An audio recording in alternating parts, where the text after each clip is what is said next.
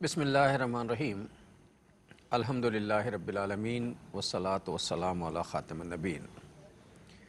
ناظرین محترم السلام علیکم ورحمۃ اللہ وبرکاتہ۔ پروگرام سیرت النبی صلی اللہ علیہ وآلہ وسلم کے ساتھ آپ کا میزبان ڈاکٹر محمود غزنوی اور آپ کے پسندیدہ اسکالر جناب شجاع الدین شیخ حاضر خدمت ہیں۔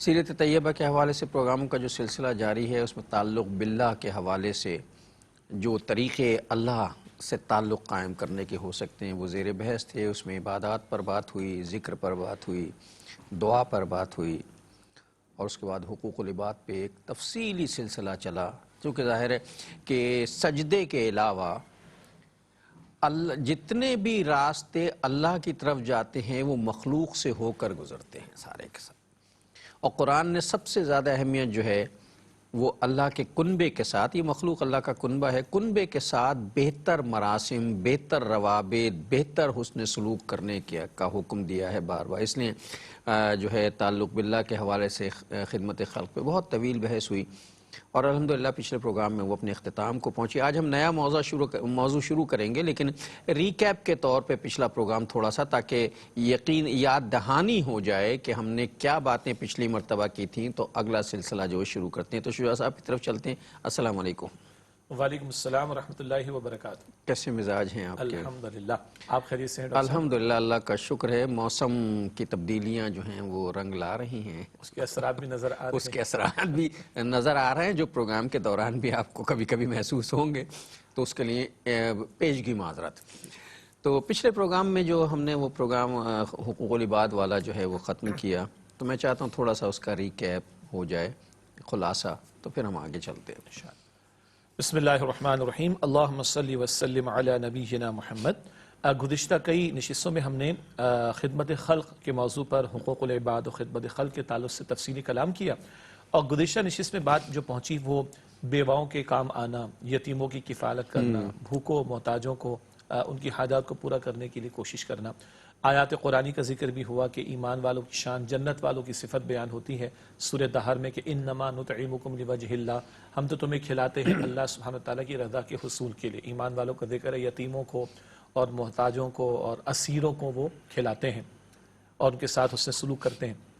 اسی طریقے پر نبی اکرم صلی اللہ علیہ وسلم بھی وہ احادیث کے جن میں حضور علیہ السلام نے ترغیب دلائی کہ جو بیوہ کی کفالت میں لگا ہوا ہے، یتیم کی کفالت میں لگا ہوا ہے، سرپرستی کر رہا ہے، محنت کر رہا ہے، وہ گویا کہ اللہ تعالیٰ کے راستے میں لگا ہوا ہے۔ اسی طریقے پر قرآن حکیم کی وہ آیات کے جن میں لوگوں کو کھانا کھلانا، ساتھ ساتھ کپڑا پہنانا احادیث مبارکہ میں، اس کے تذکرے بھی ہماری گفتگو میں آئے۔ پھر وہ بات کہ اللہ تعالیٰ پوچھے گا قیامت کے دن کہ تو نے مجھے کھلایا نہیں، پلایا نہیں، عیادت نہیں کی، اس حدیث کا بھی تفصیلی مطالعہ نے ایک مرتبہ پھر پچھلے پروگرام میں پیش کیا۔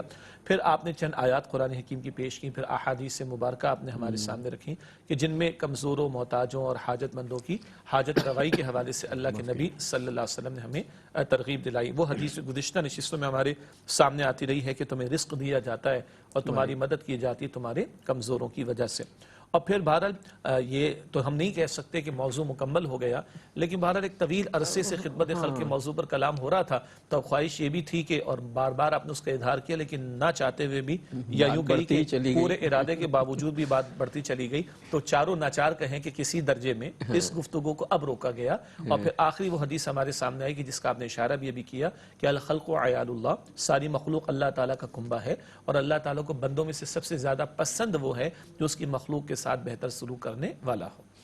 اچھا ناظرین، یہ جو اللہ کی مخلوق کے حوالے سے وہ میں ایک واقعہ میں نے شاید آپ لوگوں سے کبھی ڈسکس بھی کیا ہوگا۔ ایک بزرگ کے پاس کسی صاحب نے جا کے اپنی تنگدستی کا اظہار کیا، صاحب میرے گھر میں فاقے ہوتے ہیں اور بہت زیادہ تنگی ہے، تو میرے لیے کوئی دعا کریں اور مجھے کوئی عمل بتائیں۔ تو کہا کہ بھئی ایک چھوٹا سا عمل کر لے، اللہ نے چاہا تو برکت آ جائے گی، اور یہ کہ کم سے کم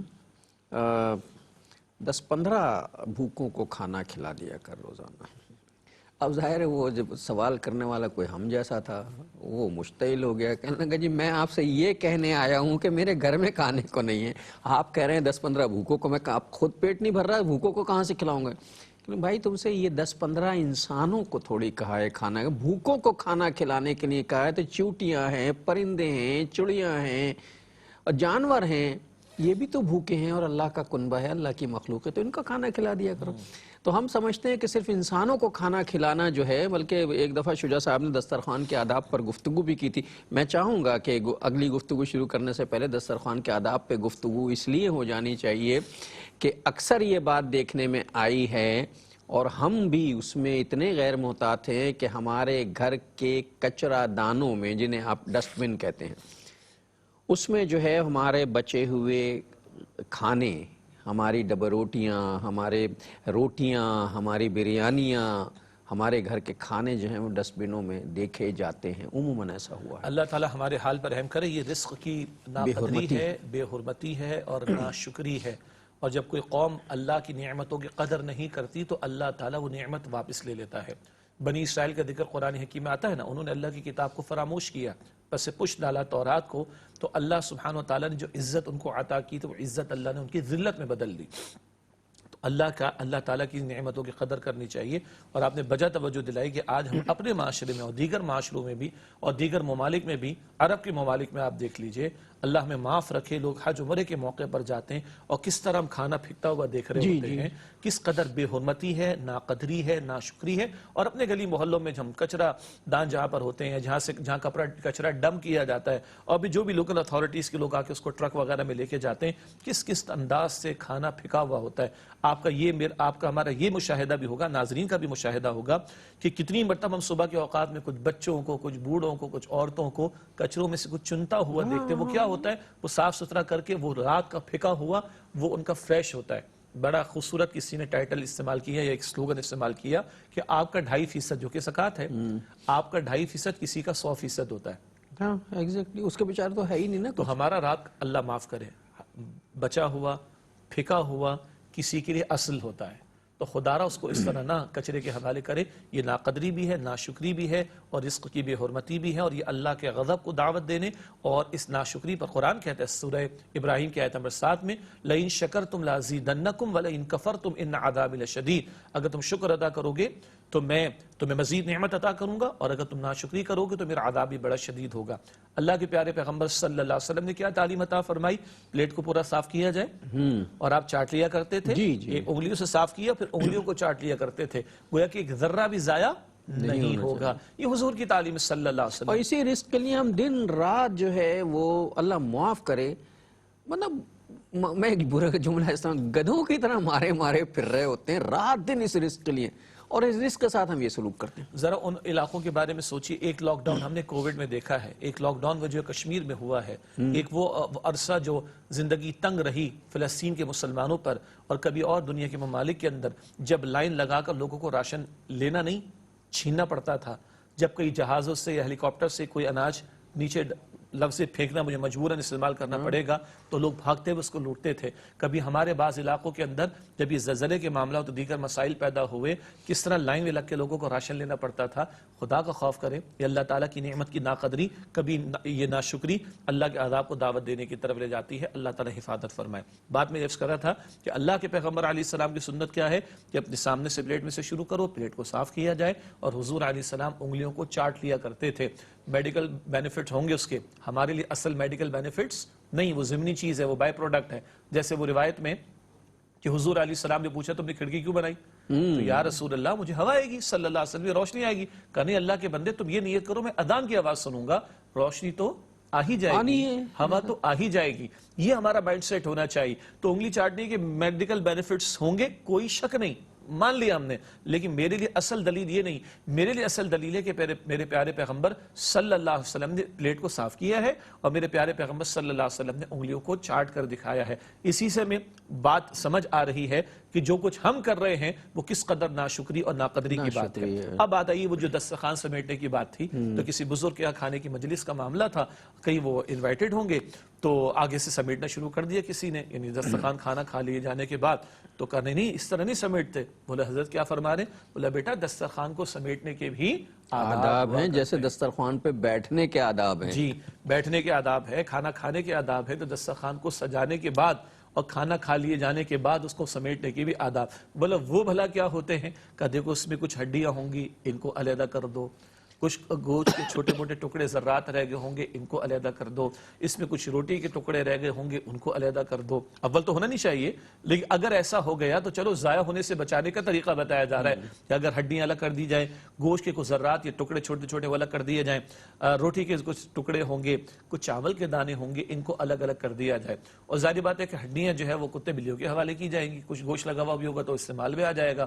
جو روٹی ہے اس کا جو چورا کیا جائے گا وہ پرندوں کے کام آ جائے گا، اس کے چھوٹے چھوٹے ذرات جو ہے وہ چیونٹیاں کھا چیونٹیوں کے کام آ جائیں گے. تو یہ چرند ہیں، پرند ہیں، یہ چھوٹے چھوٹے سے حشرات الارض ہیں، ان سب کا بھی حصہ اس کے اندر ہو جائے گا اور ان کے ذریعے اللہ تعالیٰ تمہیں عطا یہ کرے گا. بھوکے ہیں، انہیں بھوکے، یہ ہیں وہ بھوکے جن کو کھانا کھلانے کے کا اجر ملنا ہے ہمیں. جی، تو بات یہ چلی کہ دسترخوان کو سمیٹنے کے آداب اور اس سے پہلے کھانے کے آداب میں حضور نے فرما دیا صلی اللہ علیہ وسلم کے پلیٹ کو صاف کیا جائے. اور ایک اور ادب یہ ہے کہ جب اجتماعی طور پر کھانا کھاتے ہیں وہ بھائی اتنا نکالو جتنا کھا سکتے ہو. یہ کیا کہ معاف کیجئے گا جو تقریبات میں ہم دیکھ رہے ہوتے ہیں کہ لگتا ہے کہ زندگی میں شاید آج پہلی اور آخری مرتبہ کھانا کھایا جا رہا ہے، ایسا لوٹ مار کا معاملہ ہوتا ہے. اور اس کے بعد کیا ہوتا ہے، اس کے بعد جب شادی بیاہ کی تقریب، کھانے پینے کی تقریب ختم ہوتی ہے، پلیٹوں کے اندر، ٹریز کے اندر، بوفے کے ڈشز کے اندر چوتھائی کھانا یا کم از کم چوتھائی نہیں تو 10 سے 20% کھانا جو ہے وہ ہوتا ہے جو ہمارا چھوڑا ہوا. جی اب وہ اس قابل بھی نہیں ہے کہ وہ اگر وہ دیگ میں موجود تھا تو بھئی وہ صاف ستھرا ہے. اب وہ ہمارا جھوٹا بھی ہے اور وہ چھوڑا وہ یہ وہ ہے جسے کم از کم کوئی انسان کھانا پسند نہیں کرے گا. وہ کہ جھوٹا کھایا جا سکتا ہے لیکن ظاہر ہے حالات ایسے ہیں کہ نہیں پسند کرے گا کوئی. تو ہمارے بعض بڑے شہروں میں ٹنوں کے حساب سے روزانہ اس طرح کھانا ٹنوں کے حساب سے ضائع ہوتا ہے. یہ رزق کی ناقدری ناشکری ہے. تو سنت کی تعلیم میں ہمارے لیے خیر ہے، فائدہ ہے.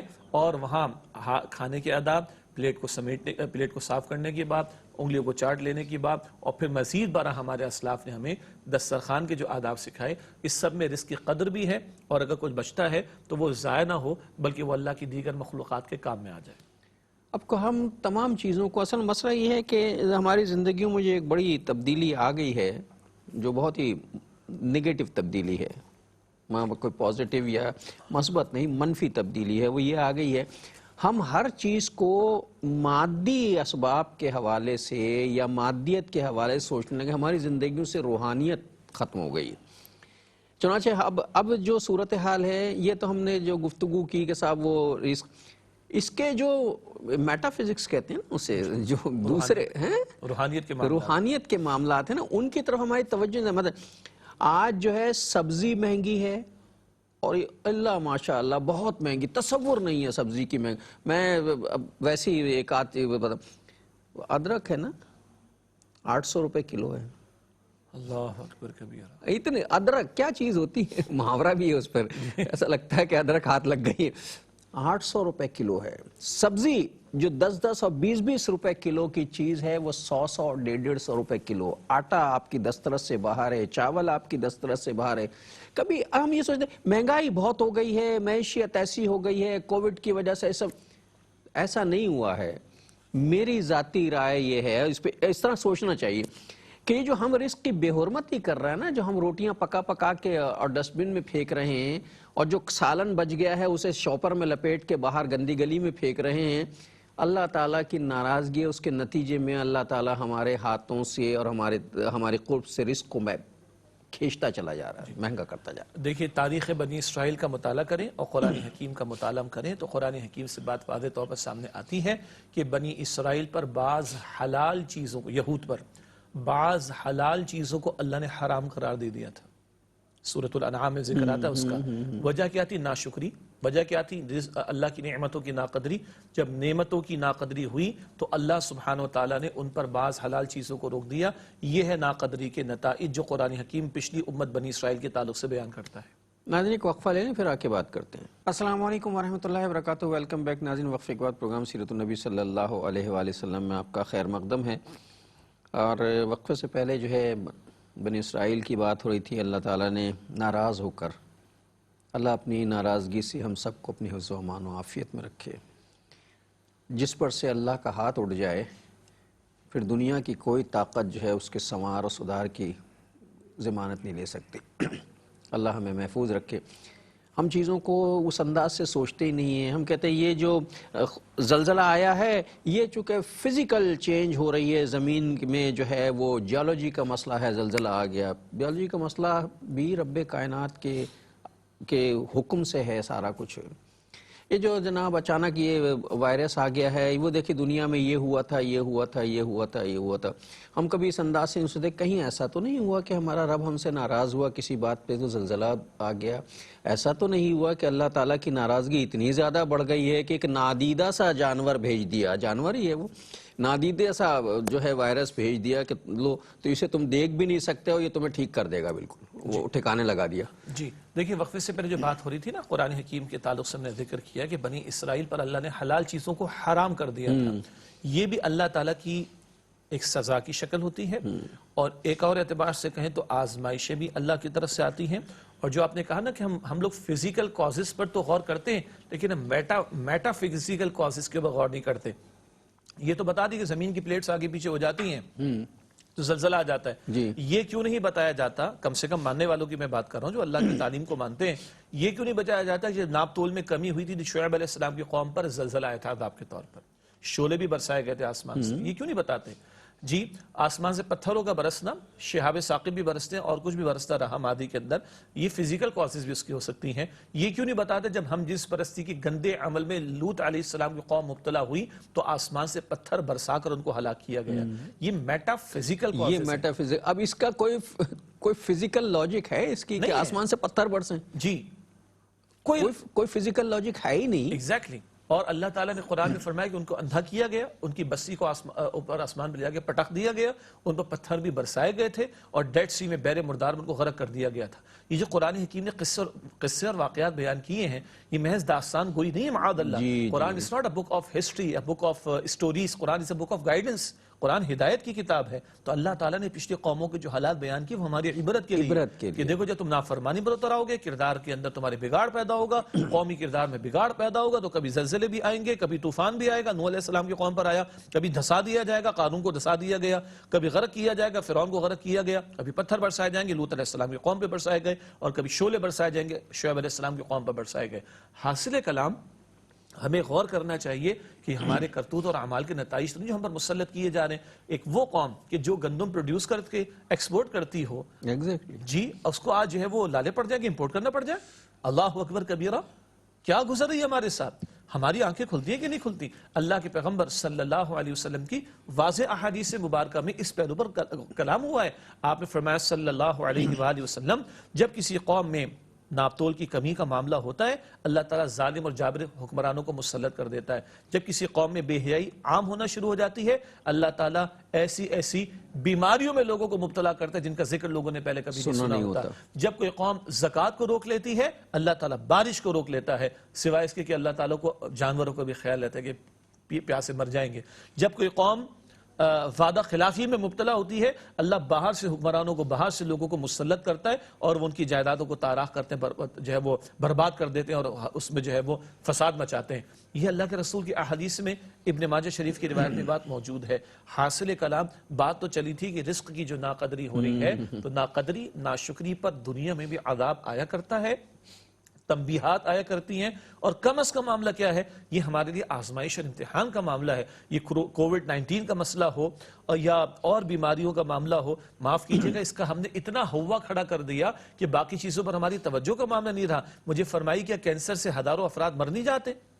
ایڈز کی بیماری کا تو کوئی ذکر ہی نہیں کر رہا. کیا بے حیائی, فحاشی, عریانی اور نکاح کے بندھن کے بغیر تعلقات کے نتیجے میں آپ کے میرے ملک کے اندر ہزاروں کی کیسز کی تعداد نہیں بڑھ رہی؟ جو برباد کر دینے والی بیماری ایڈز کی ہے, HIV کی اور ایڈز کی, اللہ اکبر کبیرہ. کیا کینسر سے لوگ ہلاک نہیں ہو جاتے؟ سگریٹ نوشی کے نتیجے میں کس قدر مہلک بیماریاں, یہ تمباکو, ٹوبیکو ان اینی فارم کس قدر مہلک بیماری اس کے نتیجے میں آ جاتی. آج تو اس پر کلام نہیں کر رہے ہیں, اور نہ جانے کیسی کیسی بیماریاں, بچوں کو بیماریاں, جوانوں کو بیماریاں. اللہ اکبر کبیرہ. یہ کیا ہے بھائی؟ غور کریں اس کے اوپر, غور کریں کہ ہمارے میٹا فزکس کے مسائل تو نہیں ہیں, کردار کا بگاڑ تو نہیں آ گیا جس کی وجہ سے یہ باتیں ہم پر مسلط ہو رہی ہیں. ایگزیکٹلی یہ سب کچھ ہوا. یہ جو ہم مہنگائی کا رونا روتے ہیں, مہنگائی کا رونا اصل میں ہمارا ایک ایٹیچیوڈ رویہ ہمارا, معاف کیجیے گا, رویہ تبدیل ہو گیا، وہ ایٹیچیوڈ وہ نکل گیا، چونکہ ہم عام زبانوں میں عام گفتگو میں استعمال کرتے ہیں، ہمارا مجموعی رویہ یہ ہو گیا، ہم چیزوں کو دنیاوی اعتبار سے دیکھنے لگے ہیں۔ حالانکہ مسلمانوں کا رویہ یہ تھا کہ جب انہیں ذرا سی بھی پریشانی آتی تھی تو فوری توجہ یہ جاتی تھی کہ ہمارا رب تو ہم سے ناراض نہیں ہو گیا، ہم سے کوئی غلطی تو نہیں ہو گئی جس کا نتیجہ یہ ہوا، کوئی سنت تو ہم سے نہیں چھوٹ گئی جس کے نتیجے ہم پہ یہ عذاب آنا شروع ہو گیا۔ وہ اس طرح سوچتے تھے، ہم اس طرح سوچتے ہیں فلاں ملک ناراض ہو گیا ہے جس کی وجہ سے ہماری معیشت جو تباہ ہو گئی ہے، فلاں آدمی جو ہے اگر اس سے ہمارے تعلقات خراب ہو گئے تو ہمیں کھانے کو استغفر اللہ نہیں ملے گا، یعنی ہمیں فلاں شخص کے ناراض ہونے کا زیادہ فکر ہے، اور جو ہمارا اصل رزاق ہے اس کی طرف ہماری توجہ ہی نہیں جاتی۔ اللہ تعالیٰ نے قرآن میں فرمایا سورہ توبہ میں اتخشونہم فاللہ احق ان تخشوہ ان کنتم مؤمنین، کیا تم لوگوں سے ڈرتے ہو؟ اللہ اکبر، پیچھے منافقین کا طرز عمل بھی بیان ہوا، ایمان کے جھوٹے دعوے دار جو تھے، کیا تم لوگوں سے ڈرتے ہو؟ فاللہ احق ان تخشوہ ان کنتم مؤمنین، اللہ سبحانہ وتعالی اس بات کا زیادہ حقدار ہے کہ تم اللہ سے ڈرو اگر تم واقعتاً ایمان والے ہو۔ ایمان والے ہو کر مخلوق سے ڈرتے ہوں، انا للہ و انا الیہ راجعون، وہ ایک سجدہ جسے تو گراں سمجھتا ہے ہزار سجدوں سے دیتا ہے آدمی کو نجات۔ آج ہمارا مسئلہ یہی پڑ گیا ہے کہ ہم اللہ کو چھوڑ کر غیر اللہ کی طرف، مخلوقات کی طرف، دنیا کے آقاؤں کی طرف، سو کالڈ انورٹڈ کاما والے، ان کی طرف متوجہ ہو گئے۔ اچھا، سیرت النبی کی رہنمائی کیا ہے صلی اللہ علیہ وسلم؟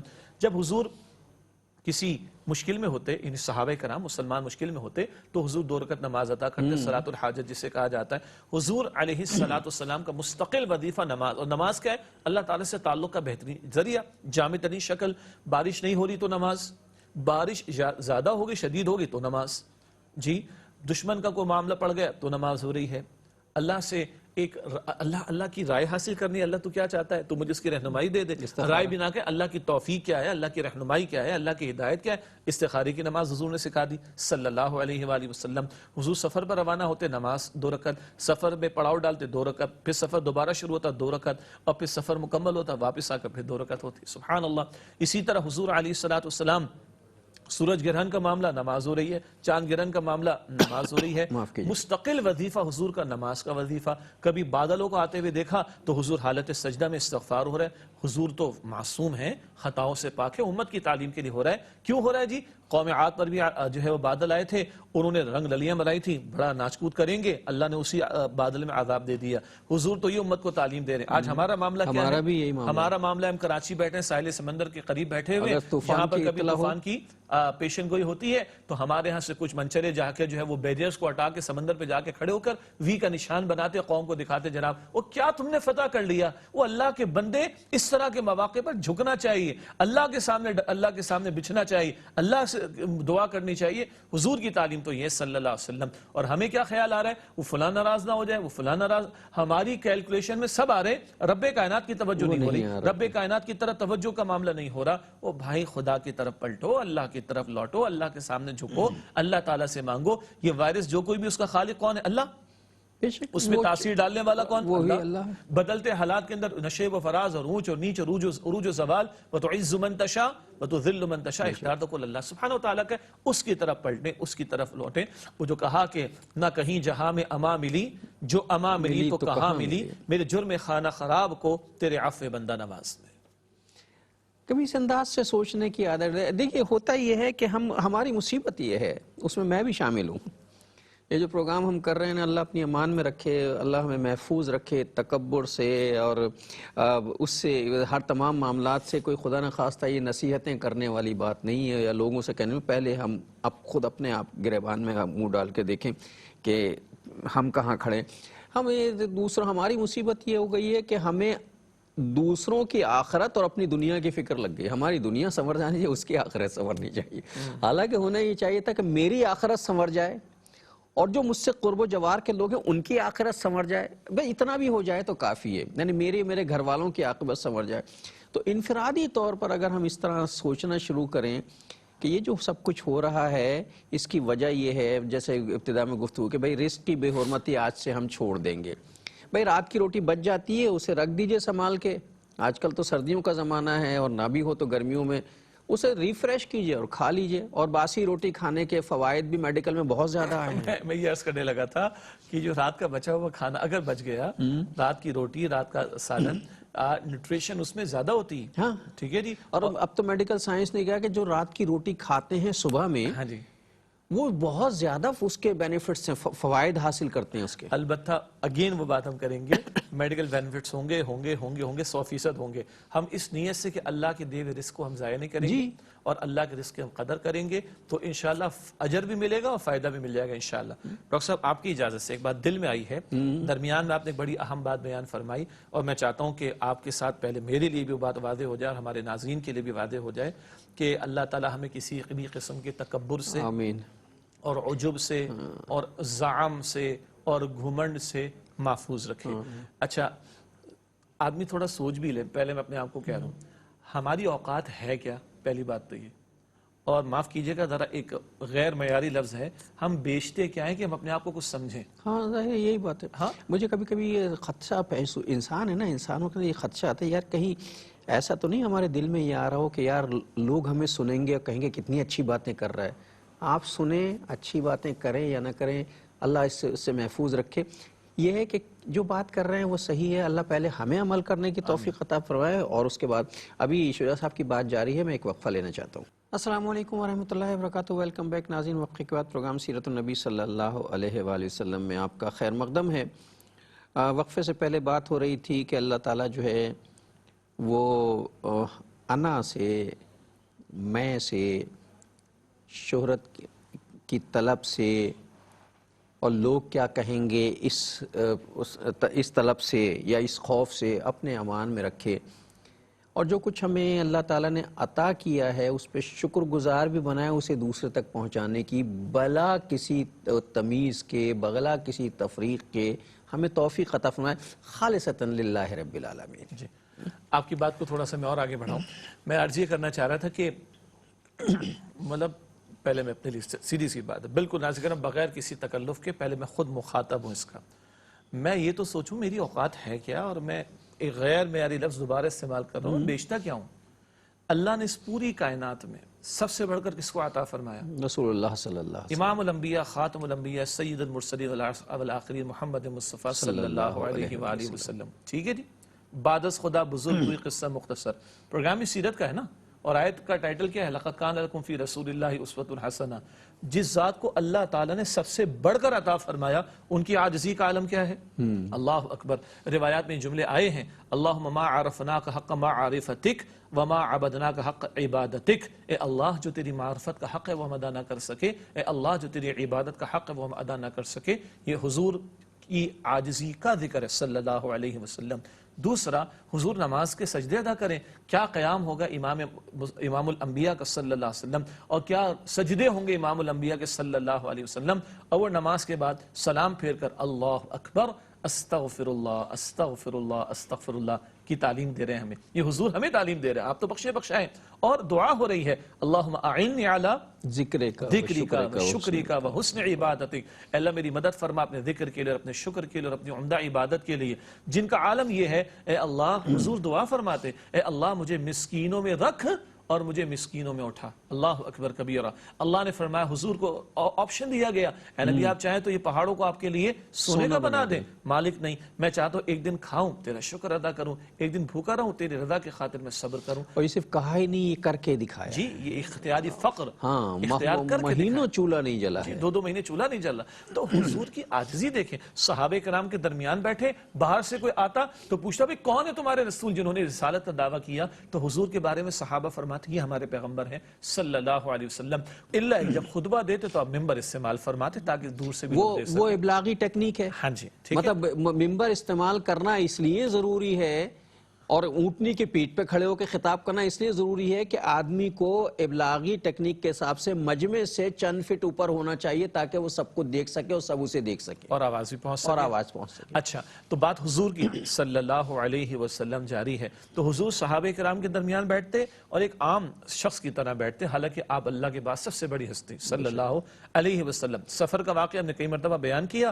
سفر میں پڑاؤ ڈالا گیا، کھانے کا وقت آ گیا. کسی نے کہا کہ جی میں بکری ذبح کروں گا، کسی نے کہا کہ کھال میں اتاروں گا، کسی نے کہا کہ کھانا میں تیار کروں گا، حضور نے فرمایا لکڑیاں میں لے کر آؤں گا صلی اللہ علیہ وسلم۔ آپ سوچیں، جس کو آج ہم ٹیم ورک کے طور پر بیان کرتے ہیں اور ٹیم ورک کے لیے ہم ٹپس بتاتے ہیں، 50,000 روپے لوگ چارج بھی کرتے ہیں، مجھے معاف کیجیے گا۔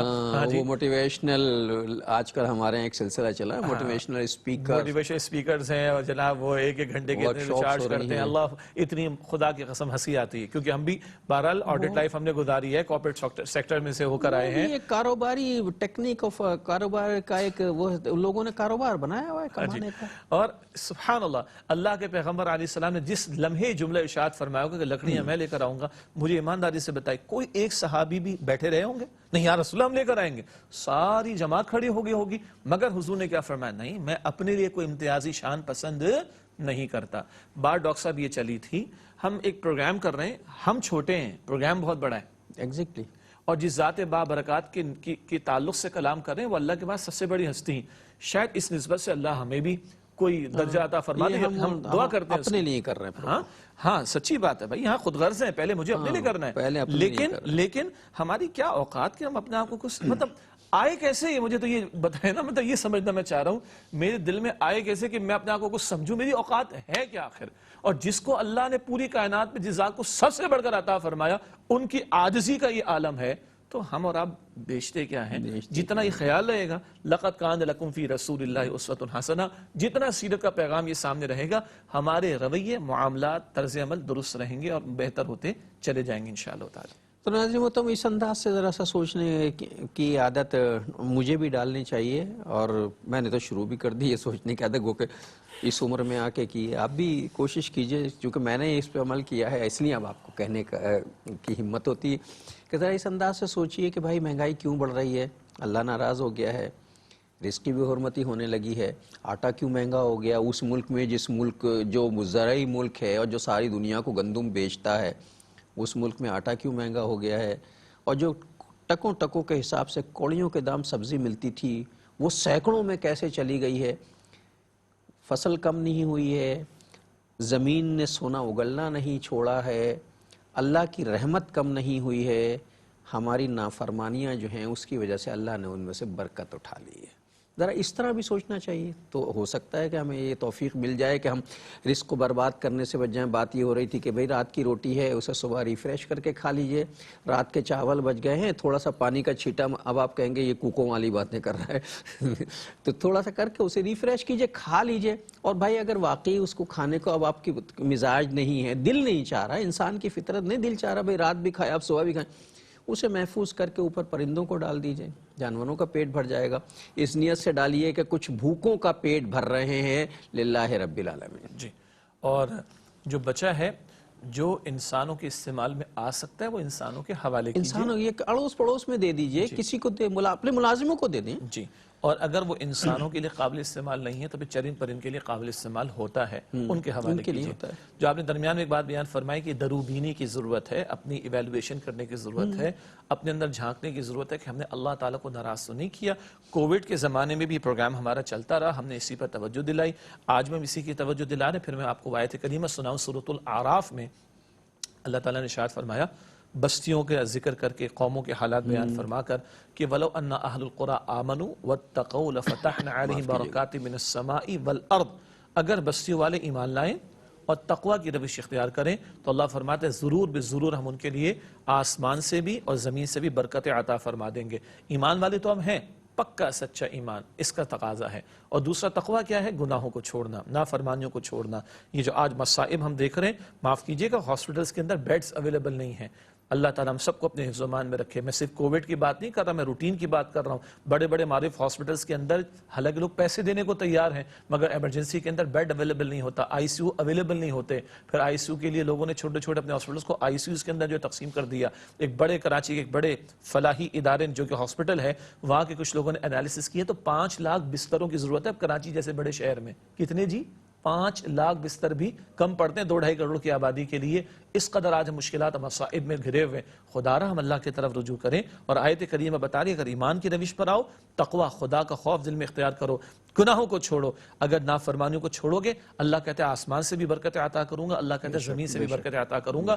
جو اللہ پوری کائنات کا بنانے چلانے والا, یہ زمین پورے اس کائنات کو اگر ہم دیکھیں تو ایک ڈاٹ بھی نہیں ہے اس کائنات میں, یہ زمین ڈاٹ بھی نہیں. وہ خالق کائنات پوری کائنات کو چلانے والا, اس کے لیے کیا مشکل ہے کہ 2.5 کروڑ کراچی کے ہوں یا 20-22 کروڑ پاکستان کے ہوں یا 7.5 ارب دنیا کے ہوں, اس کے لیے کیا مسئلہ ہے کہ ان کی مشکلات کو دور کر دیں. لیکن رجوع تو کریں, رجوع تو کرے, کوئی رجوع تو کرے. ناظرین بس آج کے پروگرام کا یہی پیغام تھا کہ بھائی رجوع اللہ کی طرف آ جائیے, میں بھی اور آپ بھی. تو ہو سکتا ہے اللہ تعالی ہم پر رحم فرما دے اور ہمارے گناہوں کو معاف کر دے, اور جو مشکلات ہم پہ آ رہی ہیں انہیں آسان فرما دے. میں چاہوں گا کہ آج کی حدیث ہدیہ کر دیں, پھر ہم آپ سے رخصت ہوتے ہیں. آج کے پروگرام کا وقت ختم ہو رہا ہے. اللہ کے پیغمبر صلی اللہ علیہ وآلہ وسلم ارشاد فرمایا کہ التائب من الذنب کمن لا ذنب له. ابن ماجہ شریف کی روایت ہے کہ جو گناہوں سے لوٹ آتا ہے, پلٹ آتا ہے, توبہ کر لیتا ہے, وہ ایسا ہو جاتا ہے گویا اسے گناہ کیا ہی نہ ہو. اور ناظرین اس حدیث مبارکہ کو سننے کے بعد اس کی توفیق کی دعا کے ساتھ ہم آپ سے رخصت ہوتے ہیں. اگلے پروگرام تک کے لیے جناب شجاع الدین شیخ اور اپنے میزبان ڈاکٹر محمود غزنوی کو اگلے پروگرام تک کے لیے اجازت دیجیے. اللہ نگہبان. والسلام علیکم ورحمۃ اللہ وبرکاتہ.